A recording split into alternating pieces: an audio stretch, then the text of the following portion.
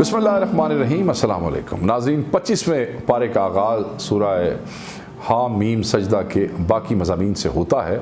इसके अलावा इस पारे में सूरह शूरा, सूरह ज़ख़रफ़, सूरह दुखान और सूरह जासिया भी शामिल है। इस पारे की इब्तदा में बताया कि क़यामत, शगुफ़ों से निकलने वाले फलों, हमल और वज़ा हमल का इल्म अल्लाह ही की तरफ लौटाया जाएगा। इंसान की फितरी खुदगर्जी को आयत नंबर 49 में बयान किया कि इंसान अपनी भलाई की दुआ मांगते हुए तो कभी नहीं थकता, और अगर इसे कभी कोई शर पहुंच जाए तो वो मायूस और नाउमीद हो जाता है। आयत नंबर 51 में फिर फरमाया, और जब हम इंसान पर कोई इनाम करते हैं तो वो मुंह फेर लेता है और पहलू बचाकर हमसे दूर हो जाता है, और जब इस पर मुसीबत आती है तो लंबी चौड़ी दुआएं करने वाला हो जाता है। यानी अल्लाह की ज़ात से वो खुद गर्जी और ज़ाती फ़ायदे पर मबनी ताल्लुक़ तो कायम रखता है, मगर इसके अहकाम को फरामोश कर देता है। इंसान को तकलीफ़ पहुँचने के बाद अल्लाह कोई रहमत अता करे तो वो इसे इनाम इलाही समझने की बजाय अपना इस्तेहकाक समझने लगता है और क़यामत का इनकार करने लगता है, और कहता है कि अगर क़यामत अभी आ भी गई तो वहाँ भी मुझे ये सब नेमतें हासिल हो गई। अल्लाह फरमाता है कि हम काफिरों को इनके अमाल बद का मज़ा सख्त अजाब की शक्ल में देंगे। नाज़रीन, इसके साथ ही सूरह हामीम सजदा का खुलासा मुकम्मल हुआ। इसके बाद सूरह शूरा का आगाज़ होता है। इस सूरत के शुरू में एक बार फिर अल्लाह ताला की कुदरत को बयान किया गया है और क़यामत के मंजर बयान करते हुए फरमाया, करीब है कि आसमान ऊपर से फट पड़े, फरिश्ते अपने रब की हमद के साथ उसकी तस्बीह कर रहे हैं और ज़मीन वालों के हक़ में दरगुजर की दरख्वास्तें किए जाते हैं। आगाह रहो, हकीकत में अल्लाह गफूर रहीम है। आयत नंबर 8 में बताया कि अगर सब लोगों की जबरी अतात अल्लाह की मशीयत होती तो वो सब लोगों को एक दीन पर कारबंद फरमा देता, लेकिन जज़ा व सज़ा का मदार इख्तियारी अतात पर है, और जो अपने इख्तियार से अतात करेंगे वही रहमत के हकदार होंगे। आयत नंबर 27 में बताया कि अगर अल्लाह ताला अपने सब बंदों का रिज़्क़ वसी कर देता तो वो ज़रूर ज़मीन में सरकशी करते, लेकिन अल्लाह अपनी हिकमत से जितना चाहता है रोज़ी अता करता है। बेशक वो अपने बंदों के हालात से बाखबर है।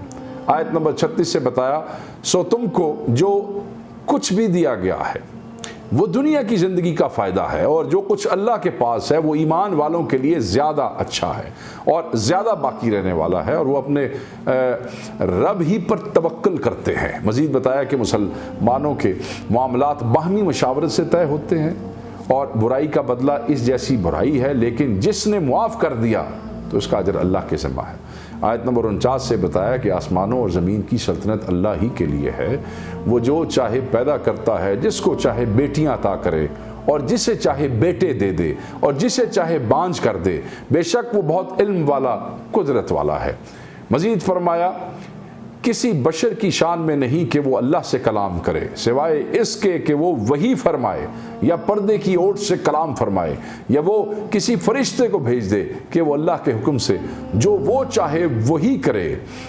इससे मुराद ये है कि वही ही अल्लाह से हम कलाम होने का ज़रिया है।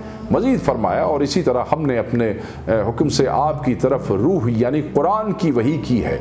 इससे पहले आप अज़ खुद ये नहीं जानते थे कि किताब क्या चीज़ है और ईमान क्या है, लेकिन हमने इस किताब को नूर बना दिया जिससे हम अपने बंदों में से जिसको चाहें हिदायत देते हैं, और बेशक आप ज़रूर सिरात मुस्तकीम की तरफ हिदायत देते हैं। नाज़रीन, इस खुलासे के साथ सूरह शूरा मुकम्मल हुई। इसके बाद सूरह ज़ख़रफ़ का खुलासा पेश किया जाता है। इस सूरत के शुरू में बताया कि हर अहद के मुनकरीन अपने नबी का मजाक उड़ाते रहे, मगर फिर हमने बड़ी ताकतवर कौमों को भी हलाक कर दिया। कुफ़ार फरिश्तों को अल्लाह की बेटियां करार देते थे, हालांकि वो अल्लाह के बंदे हैं।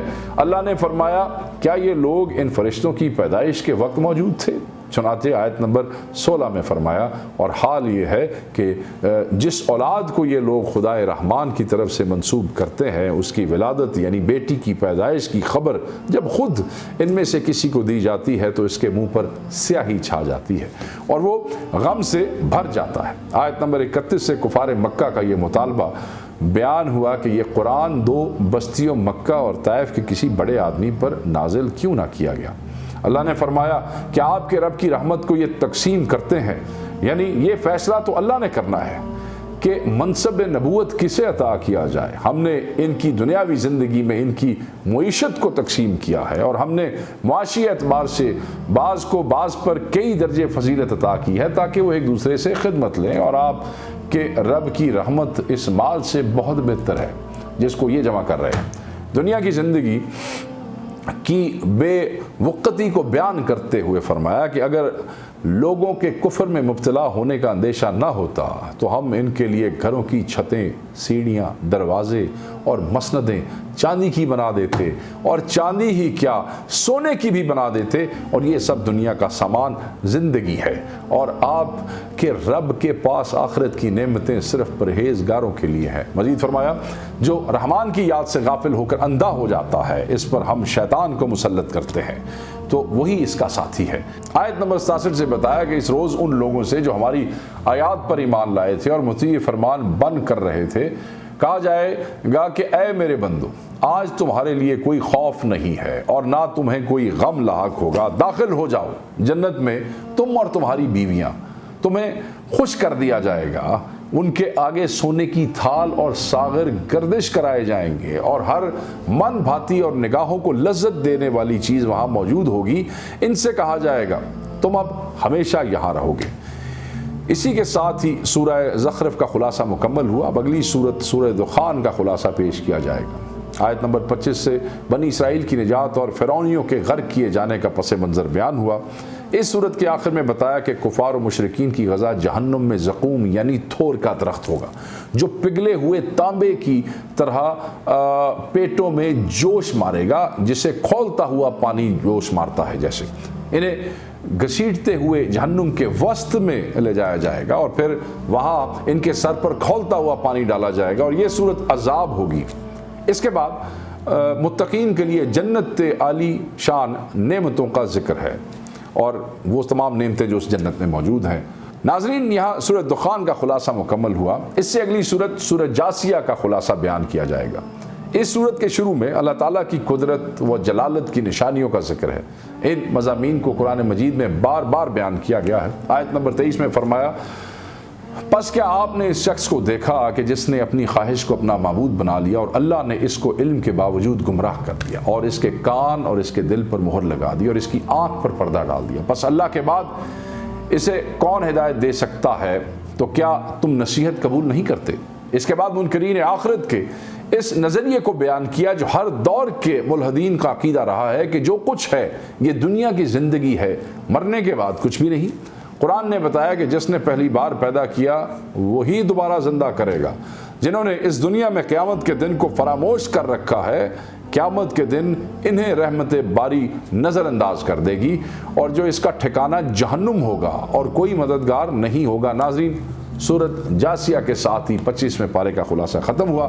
کل تک کے لیے اجازت دیجیے، اللہ حافظ۔